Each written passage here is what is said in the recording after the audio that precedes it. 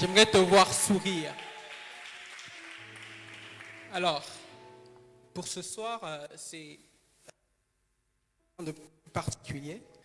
Un homme qui parle bien, très éloquent. Je crois que je l'ai déjà écouté seulement une fois. Ça date, ça fait... c'est depuis 2017. Depuis 2017, non? Oui, je me rappelle. Donc, ça va faire 100 ans. Ok. Donc, on croit que Dieu va nous bénir au travers de l'homme de Dieu.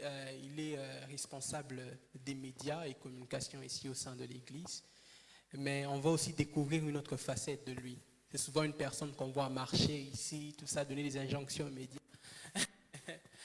Mais aujourd'hui, on va voir une autre facette de lui, la facette du prédicateur. Est-ce que quelqu'un est heureux de voir cette nouvelle facette de Papa Johnny ce soir?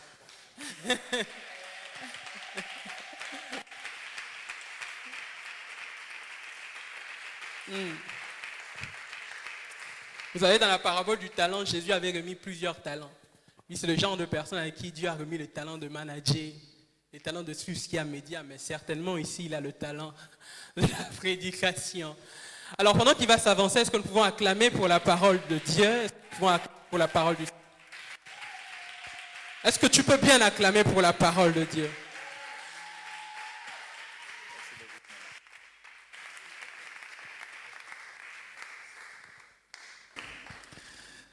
Nous sommes dans 1 Samuel, chapitre 10. 1 Samuel, chapitre 10, du 1er au 6e verset.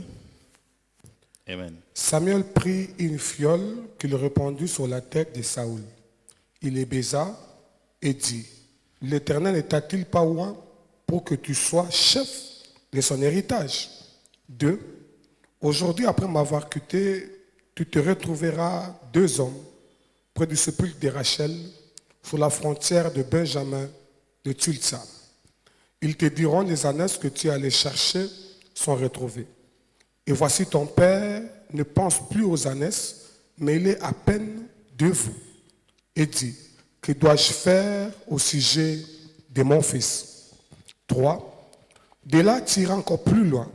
Tu arriveras au chêne de Tabor, où tu seras rencontré par 3 hommes montant vers Dieu à Bethel. Et pourtant, l'un des 3 chevaux et l'autre 3 gâteaux de pain et l'autre une outre de vin. 4. Ils te demanderont comment tu te portes. Ils te donneront 2 pains que tu recevras de leurs mains. 5. Après cela, tu arriveras à Gubéa Elohim, où se trouve une garnison de Philistins.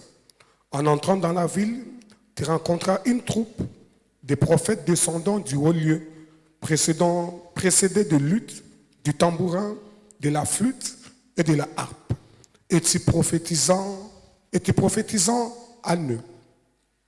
6. L'Esprit de l'Éternel te saisira, tu prophétiseras avec eux et tu seras changé en un autre homme. Amen. Nous disons d'abord merci à Papa Venance ainsi qu'à tout le comité de la jeunesse pour le choix porté à notre modeste personne. Nous disons aussi merci à notre coach, à nous tous, notre papa, le pasteur James Madi. J'ai un thème que j'aimerais partager avec nous, que j'ai intitulé « Le Saint-Esprit, acteur du changement et de la transformation ». Amen. Le Saint-Esprit, acteur du changement et de la transformation. Dans ces passages, il est premièrement question d'une rencontre. Lorsque Samuel va oindre Saül, il va lui annoncer ce qui va venir par la suite de temps. Dans ce qui va venir, la chose la plus importante, c'est justement cette rencontre ici dont il est question. Quand on parle de rencontre, on parle d'une entrée en contact entre 2 corps, entre 2 substances, entre 2 matières. Les biologistes et les chimistes vont peut-être me comprendre facilement. Quand on parle de l'entrée en contact de 2 corps, on parle aussi de l'entrée en contact de 2 entités totalement différentes, mais qui vont finir par s'influencer et se transformer. Pour obtenir, par exemple, nous connaissons tous la formule de l'eau, mais pour obtenir l'eau, on a des matières qu'on mélange à une certaine dose, à une certaine quantité, et c'est ça qui fait que nous avons l'eau. Et si vous prenez cette eau-là, vous ajoutez du sucre là-dedans, vous mélangez, ça ne sera plus la même eau que vous aviez au départ. Ça ne sera plus la même matière que vous aviez au départ. Si vous prenez la même eau, vous la mettez dans un réfrigérateur, au bout de quelques heures ou de quelques minutes, il devient un bloc de glace. Ça aussi, c'est une autre matière. D'accord? Alors, lorsqu'on parle principalement de rencontres, on parle un peu de ce processus-là de fusion avec effet d'influence et de transformation. Amen. Alors, en physique, une portion de la matière, c'est-à-dire qu'on a plusieurs portions qui constituent un tout. Et maintenant, quand on prend toutes ces portions-là, on prend ce tout-là, on le met à côté d'un autre tout, il y a des portions qui vont peut-être tomber, qui deviendront inutiles, mais il y a des portions qui vont peut-être s'accommoder. Pourquoi je commençais par ça? Parce que ici, nous devons savoir qu'il y a de bonnes rencontres et de mauvaises rencontres. Il y a des rencontres qui nous font avancer dans la vie. Il y a des rencontres qui nous font reculer dans la vie. Il y a des rencontres qui nous changent. Il y a des rencontres qui nous transforment. Par contre, il y a aussi des rencontres qui ne nous apportent rien. Maintenant, je parle aux jeunes. Faites très attention avec les gens avec qui vous roulez. En anglais, c'est ça le terme. En français, c'est les gens avec qui vous tournez tout le temps. Les gens qui sont autour de vous. Ça peut être les amis de l'école. Ça peut être les amis du quartier. Ça peut être les amis, les frères et sœurs ici à l'église. Ça peut être aussi des membres des familles. Mais toute personne autour de vous n'est pas utile. Ne peut être utile que la personne qui vous apporte un plus. La personne qui vous apporte un changement positif. Amen. Ne tolérez pas, n'acceptez pas autour de vous d'avoir des amis parasites. Par exemple, le syndrome d'immunodéficience, ce que nous appelons communément le VIH. Ce n'est qu'un microbe parasite. C'est un microbe qui vit aux dépens des autres microbes. Nous sommes chrétiens, enfants de Dieu et serviteurs de Dieu. Il est important pour nous que nous fassions de bonnes rencontres. Que nous n'ayons pas autour de nous des rencontres ou bien des amis inutiles, des amis parasites, parce qu'ils ne nous apporteront rien et ils ne nous feront pas grandir dans la foi. Les bonnes rencontres, c'est par exemple dans Jean 4, l'histoire de la femme samaritaine. Cette femme-là au puits de Jacob. Elle vient, elle regarde Jésus, elle dit, bon, d'ailleurs, toi là, tu n'as même pas le droit de boire ici parce que Bisona Binotoyo Kanarate, c'est connu d'office. Jésus, dans sa divinité, j'aime bien utiliser le terme de pasteur Anissé, a dû ficher. Il commence à lui dire ce qu'elle était. Il dit, va m'appeler ton mari. Il dit, non, je n'ai pas de mari. Jésus lui dit, bon, effectivement, parce que même celle que tu as laissée à la maison là. Donc, c'est-à-dire que cette femme-là a commencé d'abord par nier qu'elle avait laissé un homme à la maison. Mais quand Jésus la regarde comme ça, fiché, non, ceci qui dit déjà.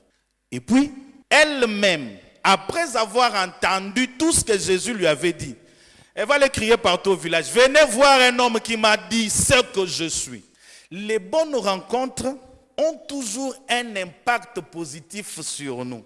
Quand tu rencontres quelqu'un et que cette personne-là ne t'impacte pas, quand cette personne-là n'apporte rien, même à ta façon de réfléchir, même à ta mentalité, cette personne-là est inutile. Amen. Mais il y a quand même aussi des mauvaises rencontres dans la Bible. Vous savez ça, non? Par exemple, l'histoire de Ève et les serpents. Ça, c'est la pire des rencontres qui ne pouvaient jamais avoir lieu. Parce que si vous et nous souffrons dans ce monde, c'est à cause de cette mauvaise rencontre-là. Je me suis toujours posé la question.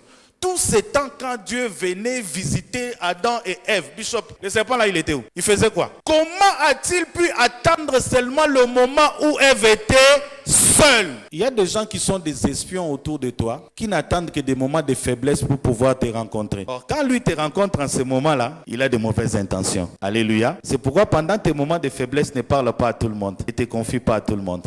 J'aime l'exemple même du Saint-Esprit. Parce que quand on l'appelle le consolateur, ça veut dire que c'est le seul meilleur ami à qui nous pouvons nous confier. Ça, c'est l'exemple d'une mauvaise rencontre qui est à la base de tous les troubles et tous les tourments que nous vivons ici sur cette terre des hommes jusqu'aujourd'hui. Amen. Mais vous devez savoir que toute rencontre influence premièrement l'état de la matière. Change l'état de la matière. L'eau que vous avez prise et que vous avez mélangée au sucre, n'a plus le même goût et n'a plus la même couleur.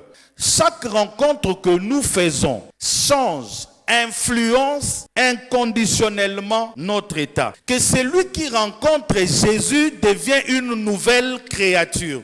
Cela veut dire que si on devait considérer l'homme comme une matière biologique ou bien chimique, cette personne-là n'a plus le même goût, n'a plus la même ressemblance. Même le visage même peut avoir changé. D'accord? Quand on reçoit Christ, quand on rencontre Jésus, on doit être transformé. On doit être changé. Alléluia. La rencontre la plus importante, c'est celle qui nous change et c'est celle qui nous transforme. Ici, nous sommes supposés être de ceux-là qui avons rencontré Jésus et dont la marche doit changer. Alléluia. La deuxième chose, toute rencontre modifie la perception.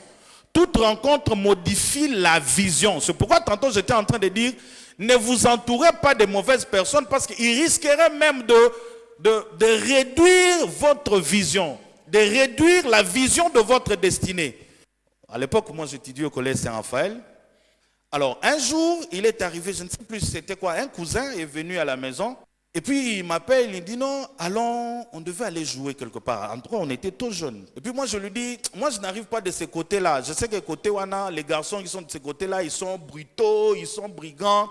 Et puis moi je n'aime pas ça. Et lui-même me dit, de toutes les façons, je savais que ce genre de choses, toi tu ne peux pas faire ça avec nous. Et quand on a grandi, jusqu'aujourd'hui, mon cousin là, vous pouvez le voir fréquenter les bars, les terrasses. Il est marié, il est père d'enfants, mais vous pouvez le voir fréquenter les bars, les terrasses. Quand je lui dis, mais mon frère, toi tu n'as jamais abandonné cette vie-là jusqu'à aujourd'hui. Il me dit, non, de toutes les façons, vous et nous, on est différents. Alléluia. Et lui-même, il le reconnaît que la vision de la vie que moi j'avais déjà en ces moments-là, et sa vision était diamétralement opposée. Lui allait à gauche, moi j'allais à droite. Les bonnes rencontres nous poussent maintenant à parfaire même la vision que nous avons nous-mêmes de notre propre vie ou bien de notre propre destinée. Je suis venu dans cette église en 2007.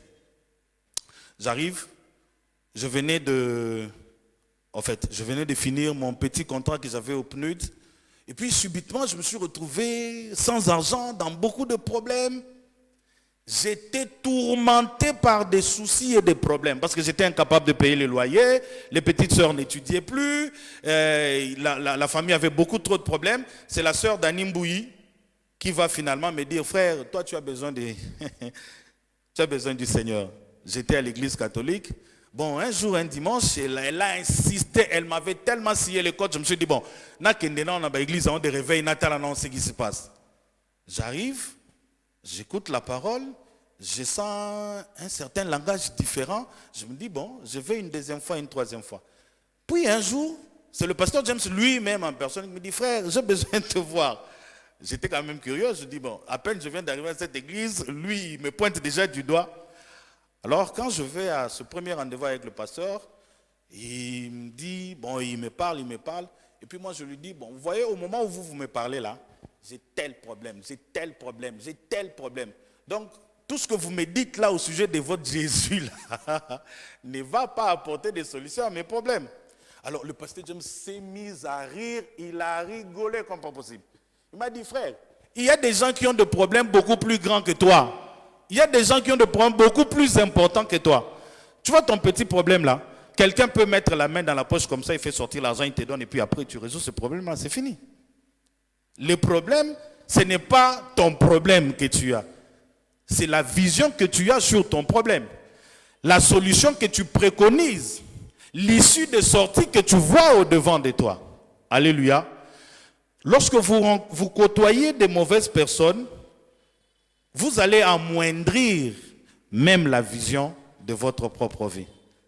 Et moi, pour moi, ma rencontre avec le pasteur James, ces jours-là, c'était comme un déclic. Ça a changé ma mentalité. Ça a changé ma façon de voir les choses. Depuis ces jours-là jusqu'à aujourd'hui, je ne crains aucun problème. Oh non, je n'ai pas encore payé les loyers. Bah, je sais que je payerai les loyers. Non, l'enfant tombe malade. Bon, aujourd'hui, je suis père. Hier, j'étais célibataire. Mais même quand l'enfant tombe malade, là, je sais que je vais prier. Dieu va guérir l'enfant. Je sais que je trouverai l'argent pour l'amener à l'hôpital. Alléluia.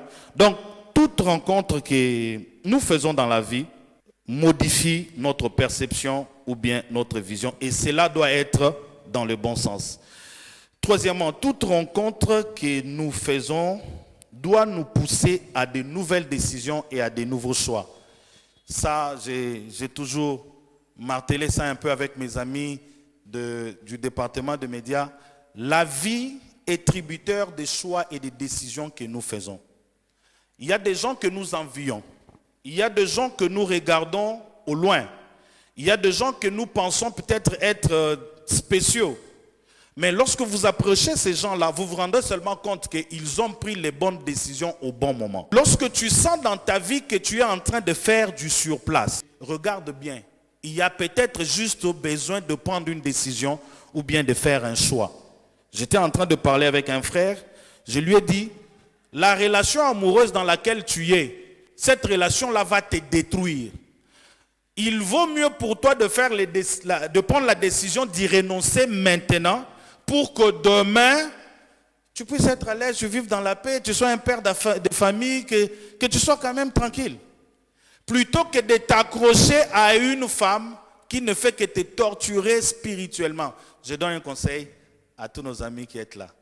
Si vous êtes dans une relation amoureuse, vous sentez que ça devient du bric-à-brac, cassez tout, allez-y. Allez trouver ailleurs. Regardez, si déjà à ce niveau ici, il vous torture, il vous maltraite, vous manquez de sommeil à cause de ça. Vous pensez que c'est le jour où vous serez à la maison que vous allez vivre dans la paix? Les amis, les bonnes relations, même amoureuses, ont un plan. Vous, depuis que vous êtes dans cette relation-là, vous n'avez pas de plan. Vous ne faites que vous rencontrer, vous voir, sortir, aller au restaurant et puis revenir. Quelle est la vision de cette relation-là? Vous allez aboutir avec ça où? Et puis après, tu vas revenir ces jours-là, j'ai mal à l'estomac. Pourquoi? Non, parce que je lui ai fait un texto, il ne m'a pas répondu. Mais tu vas mourir. J'aime les Quinois parce qu'ils disent c'est l'eau que les Kitike Zate. Parce que dans cette relation, si on t'avait dit Coco Tate, cordon en scène, il est contre nous, nous on est quand même jeunes, ainsi de suite. Non, vous êtes jeunes, mais c'est le moment de faire de bons choix et de prendre de bonnes décisions. Quand la relation là te fait souffrir, casse-la. Et puis si votre relation n'a pas d'objectif, arrêtez-la maintenant. Amen. Sinon, ça risque d'être une mauvaise rencontre pour vous. Une sœur, en rompant avec un frère, il lui dit, je me suis rendu compte que toi, tu étais une mauvaise piste pour moi. Hein? Alors, je pose la question, comment tu peux avoir des mots durs comme ça? Il dit, non, c'est comme si c'est la pire des rencontres que je ne pouvais jamais imaginer faire dans ma vie. Oui, effectivement, c'est la perception que nous tous nous avons. Vous allez vous rendre compte que vous êtes passé du temps avec beaucoup de tortures inutiles. Et puis après, tu commences à regretter. Tu dis, si j'avais consacré même mon temps à la prière, j'aurais gagné beaucoup de choses. Amen. Amen. Toute rencontre que nous faisons doit nous pousser à prendre de nouvelles décisions, à faire de nouveaux choix. J'avais dit, je n'aurais pas le temps, mais je vais maintenant filer un peu vite. Alors, pour ce qui est de... On va essayer de parler un peu de l'encontre avec le Saint-Esprit. Nous devons savoir que l'homme, premièrement, ça c'est pour nous autres qui avons étudié les sciences sociales, on dit l'homme est un animal social. Il est sujet aux différents changements apportés par les phénomènes sociaux qui l'entourent. Ce qui fait qu'il combat les changements qui s'érigent un peu en fléau et puis il s'adapte au changement où il y a changé en côté. Amen. Maintenant, pourquoi je parle de ça? Parce que la nature est la nature humaine, elle est dynamique. La nature n'aime pas le statu quo. La nature aime l'avancement. C'est comme ça que vous allez vous rendre compte qu'il y a des gens qui se sont retrouvés un peu victimes du changement social imposé pendant qu'eux ne se retrouvent pas dans l'ordre social des choses. Je donne un exemple très simple. Aujourd'hui, nous terminons tous les études, nous avons tous des diplômes.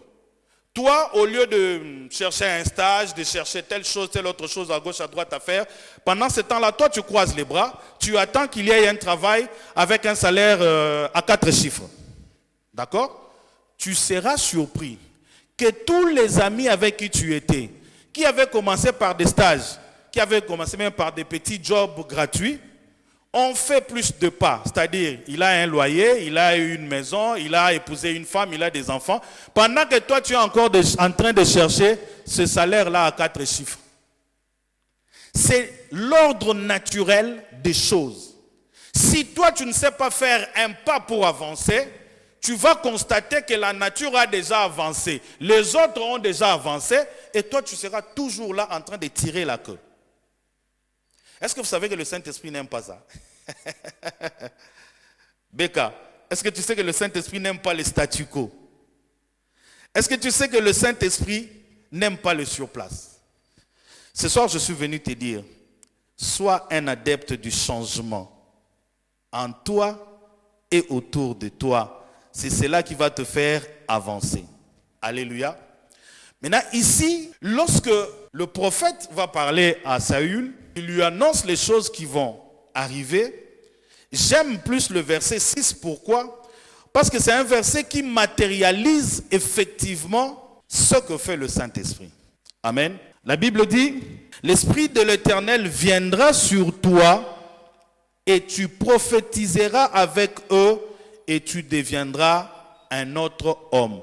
Dans Louis II, on avait dit, tu seras changé en un autre homme. Le Saint-Esprit lui-même en soi, il ne peut pas agir sans toi.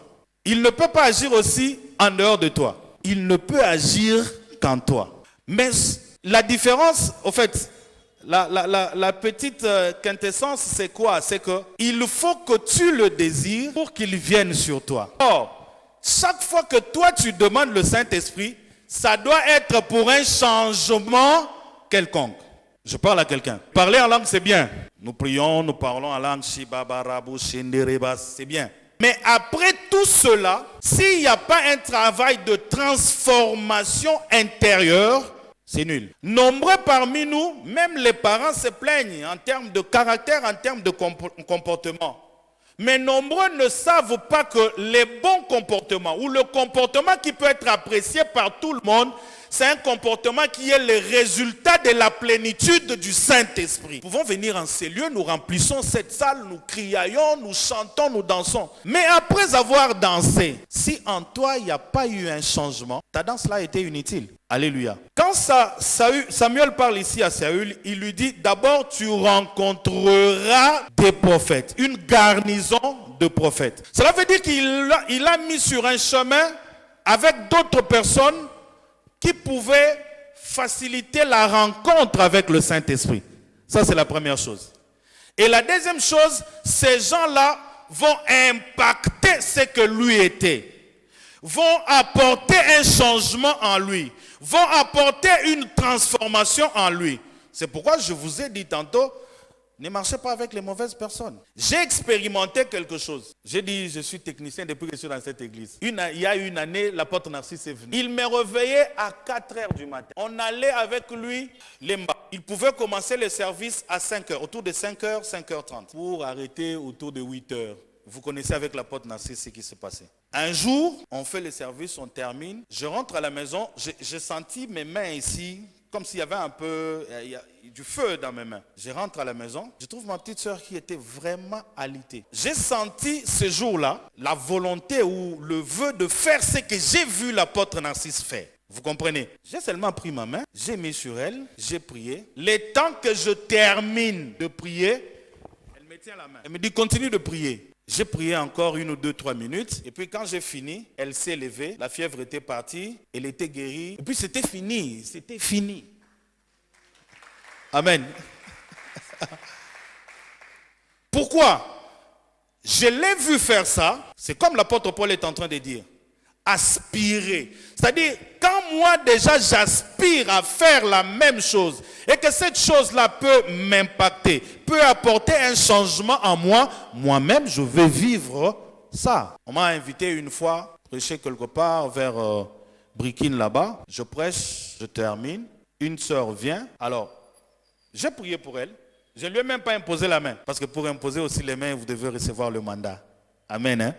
Je parle aux enfants de la porte de brebis. Pour imposer les mains, vous devez recevoir le mandat. Quand je reviens, c'est le pasteur, il me dit non, tu sais la sœur là pour qui tu avais prié.